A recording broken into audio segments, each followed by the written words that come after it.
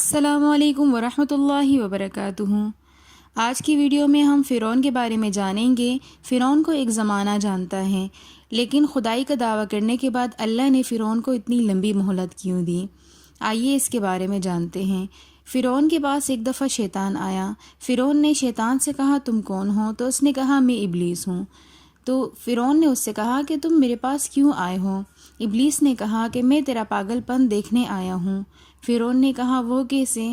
تو ابلیس نے کہا کہ میں نے ایک بار اللہ کے بندے کو سجدہ کرنے سے انکار کر دیا، جس پر اللہ نے مجھے ذلیل و خواہ کر کے اپنی دنیا سے نکال دیا اور میرے اوپر لعنت کر دی گئی، اور تو دعویٰ کرتا ہے خدائی کا؟ تو مجھ سے بھی بڑا بے وقوف ہے۔ اس کے باوجود اللہ پاک نے فرعون کو ایک بہت بڑی مہلت دی۔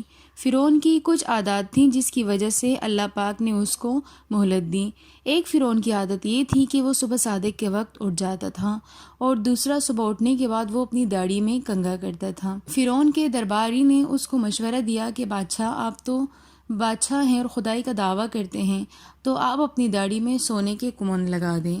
چنانچہ فرعون نے اس کی بات مان لی اور اپنی داڑھی میں سونے کے کمند لگا دیے، جس کی وجہ سے فرعون اب داڑھی میں کنگھا نہیں کر سکتا تھا۔ دوسرا صبح صادق کے وقت فرعون اٹھ کر جاتا تھا قضاء حاجت کے لیے۔ تو پھر کسی مشیر نے فرعون کو مشورہ دیا کہ آپ بادشاہ ہیں اور صبح صبح اتنی دور قضاء حاجت کے لیے جاتے ہیں، تو آپ اپنے گھر کے اندر ہی واش روم بنا لیں۔ چنانچہ فرعون کے لیے گھر کے اندر ہی واش روم بنا دیے گئے۔ تو صبح صادق کے وقت جب فرعون قضاء حاجت کے لیے اٹھتا تو اس کا وہ اٹھنا بھی بند ہو گیا۔ جب یہ دو عادات فرعون کے اندر سے ختم ہو گئی، داڑھی میں کنگھا لگانے والی اور صبح صادق کے وقت اٹھنے والی، تو پھر فرعون کے اوپر زوال شروع ہو گیا اور فرعون کے اوپر اللہ کی پکڑ آ گئی۔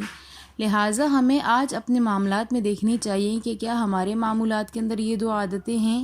اگر ہیں تو پھر ہمارے مالی حالات اور ہر چیز کے ڈسٹرب ہونے کی یہی بہت بڑی وجہ ہے۔